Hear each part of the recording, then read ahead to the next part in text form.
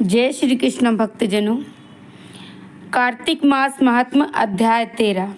नारद जी ने तुलसी की महिमा सुनने के बाद श्री भगवान की पूजा का महत्व सुनाने के लिए कहा। तो हम चलते हैं 13वें अध्याय में। इतनी कथा सुनकर राजा पृथु ने कहा कि हे राजन महाराज, कृपा करके भगवान की पूजा का महत्व कहिए। तब नारद जी कहने लगे कि हे राजन, जो हंसी में भी भगवान का भजन कर लेता है वह परम पद को प्राप्त हो जाता है, परंतु जो श्रद्धा पूर्वक भगवान का भजन करता है उसका तो क्या कहना है। इस संबंध में मैं तुमको एक पुराना इतिहास सुनाता हूँ। कालिंदी पर्वत पर बसे दीरपुर नाम के नगर में एक अति धर्मात्मा प्रजा को पुत्र के समान पालन करने वाला सुबाहु नाम का राजा राज्य करता था। उसके धूम्रकेश नाम वाला अति दुष्ट, चोर, जुआरी और स्त्रीगामी तथा व्यभिचारी एक पुत्र था। उसकी यह दशा देखकर उसके पिता राजा सुबाहु ने उसको ताड़ना दी, परंतु वह किसी प्रकार भी नहीं माना। गेंद खेलते हुए एक दिन उसकी गेंद छोटी रानी के महल में जा गिरी। जब वह गेंद लेने गया तो महल में गया तो उस पर मोहित हो गया और उन दोनों को कामाग्ध होकर भोग किया।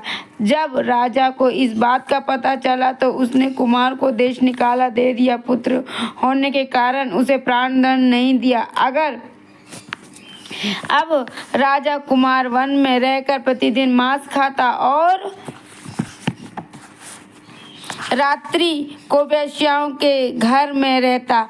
चोरी आदि करके जो द्रव्य लाता वह वेश्याओं को दे देता। इस प्रकार फिरते फिरते वह एक दिन वृंदावन गया।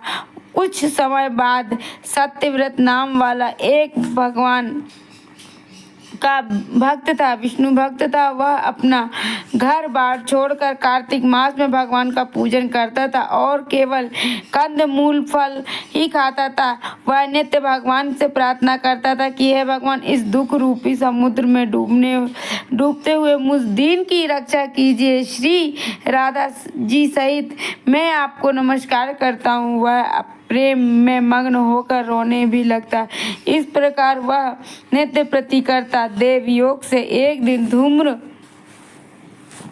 केश ने जब उस ब्राह्मण की यह क्रिया देखी तो जब रात्रि को घर आया तो वह आकर वेश्या के सामने उसने भी मिट्टी की मूर्ति बनाकर वैसे ही कृत्य किया। अंत में उसी भांति स्तुति करके आदि करके रात्रि को वेश्या के घर में ही सो गया।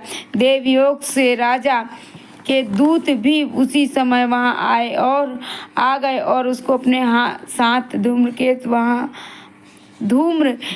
वहां मारा गया और यमदूत उसको महापापी समझकर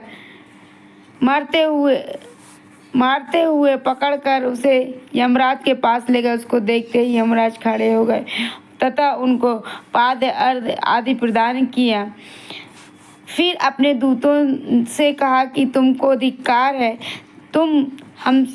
जब हमने तुमसे कहन रखा है कि विष्णु भक्तों को हमारे पास मत लाया करो, फिर धूमकेतु को वहाँ पर क्यों लेकर आए हो।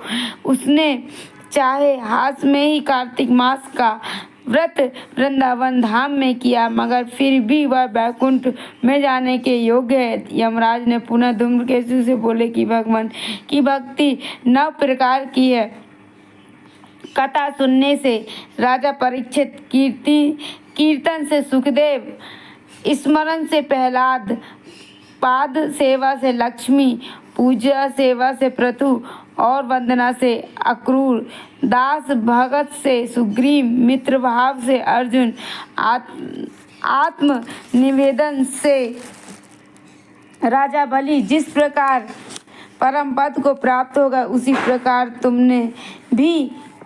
तुमने भी हास में ही भगवान का पूजन किया, मगर फिर भी तुम स्वर्ग के अधिकारी हो। यद्यपि तुम अपने कर्मों के अनुसार नर के अधिकारी थे, मगर अब बैकुंठ के अधिकारी हो गए कि कार्तिक मास में की गई भगवान की पूजा व्यर्थ नहीं की जा सकती।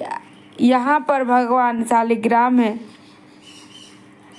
वहाँ पर गंडकी नदी और जहाँ पर भगवान शालिग्राम है वहाँ पर गंडकी नदी और सब तीर्थ है।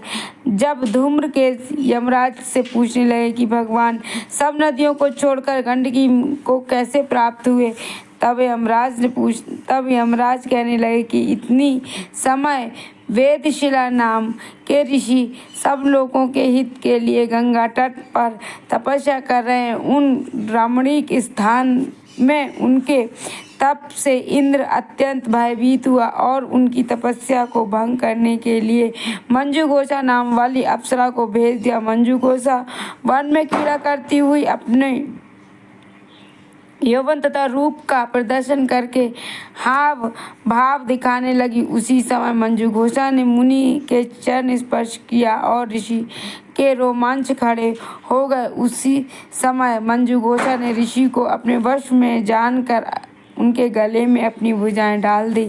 तब ऋषि ने क्रोधित होकर शाप दिया कि क्योंकि तुम मुझे इस संसार सागर में डालने की उद्युक्त हुई हो, सो तुम जाओ, नदी बन जाओ। तब मंजूघोषा कहने लगी कि हे मुने, मैं शाप योग नहीं हूँ, आप मुझे क्षमा कीजिए। तब मुनि कहने लगे कि जिस समय विष्णु वृंदा के श्राप वत्शिला रूप होकर तुमसे गंडकी नदी में स्थित होंगे, तुम भगवान को धारण करने वाली होगी।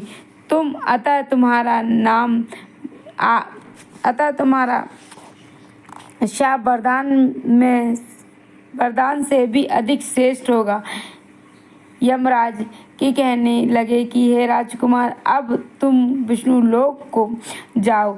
धूम्रकेतु सुंदर विमान में बैठकर बैकुंठ लोक को चला गया। बोलो श्री हरिनारायण विष्णु भगवान की जय, माता लक्ष्मी की जय, राधा रमन लाल की जय, बाल गोपाल कृष्ण की जय, शालिग्राम तुलसी मैया।